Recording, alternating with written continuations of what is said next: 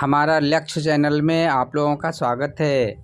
आज हम अध्यात्म और राजनीति के बीच वर्तमान समय में उत्पन्न हो रहे बहुत ही महत्वपूर्ण विषयों की चर्चा करने वाले हैं।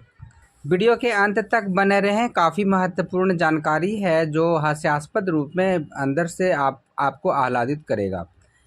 वीडियो अच्छा लगे अंत में लाइक करें, सब्सक्राइब करें एवं कुछ कमेंट भी करें।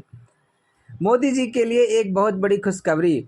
पटेल मंदिर भी कोई कम विशाल और मनभावन नहीं बनाया गया है। देश को एकता के सूत्र में बांधने का प्रथम पहल करने वाले पटेल जी का कहना ही क्या।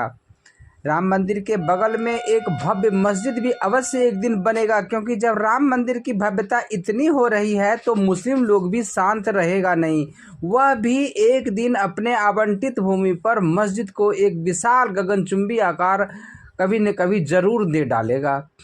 देश में मंदिर मस्जिद बनाने की अजीब होड़ बन गई है।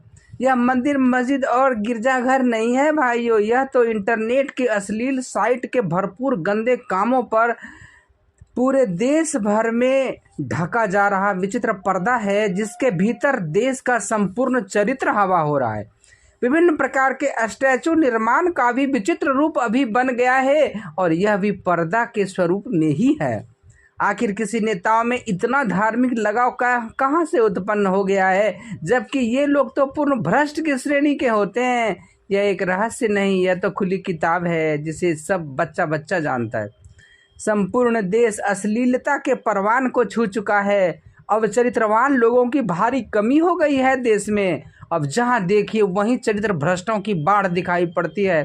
सत्तारूढ़ वर्तमान राजनीतिक दलों का कहीं कुछ भी इज्जत की गुंजाइश अब नहीं बची है। ऐसी अवस्था में वर्तमान उत्सव कितनी बड़ी खुशखबरी है, यह मोदी की अंतरात्मा ही जाने। और ये खुशखबरी उन्हें कुछ ज़्यादा ही अंदर से आनंदित और आह्लादित कर रही होगी। वह इस राजनीतिक रोटी सेकने से इतने खुश होंगे मानो उनका दूसरा स्वच्छ चरित्रवान जीवन की शुरुआत हो गई हो।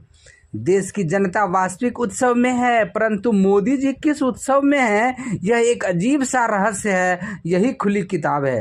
भक्ति भाव, श्रद्धा, समर्पण जैसा निराला कोई तत्व नहीं है विश्व में। जनता वास्तविक श्रद्धा समर्पण में है, परंतु राजनीतिक उल्लास एक विचित्र अध्याय है, जिसमें देश के बड़े बड़े पढ़े लिखे पदधारी अध्यापक बुद्धिजीवी सब के सब फेल हो रहे हैं, और बार बार अजीब अजीब जानवरों का स्वर अंधे राजनीतिक लोगों के साथ दिखा रहे हैं। वर्तमान में विदेश में नवनिर्मित हमारे मंदिर की तरह इत्तेफाक से कई और मंदिर बन पड़े हैं, परंतु वहाँ पूजा अर्चना करने वाला बहुत ही कम गिने चुने लोग होते हैं।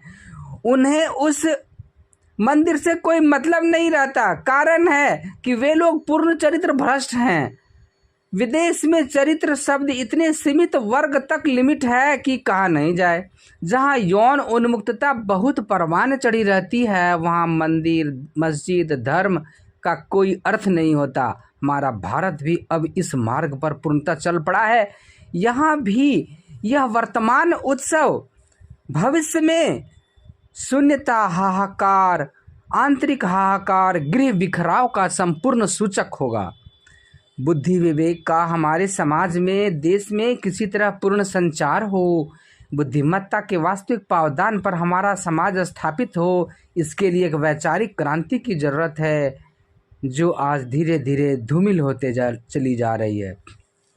अति अद्भुत आध्यात्मिक दुनिया सहज योग में शामिल होकर एवं संपूर्ण समाज को इसमें शामिल कर शायद हम लोग एक सुंदर क्रांतिकारी पहल कर दें तो अच्छा है, ताकि हमारी नई पीढ़ी हमें कोसेगा नहीं, हमें अपराधी मानेगा नहीं। जो समुदाय अपने आगे के पीढ़ी का चरित्र रूपी अमृत पूर्णतया छीन ले, अगली पीढ़ी के लिए उसके समान कोई अपराधी नहीं। किसी भी असामान्य व्यक्ति को देश के या विदेश के किसी भी सहयोग केंद्र पर पहुंचा दिया जाए तो पता है क्या होगा।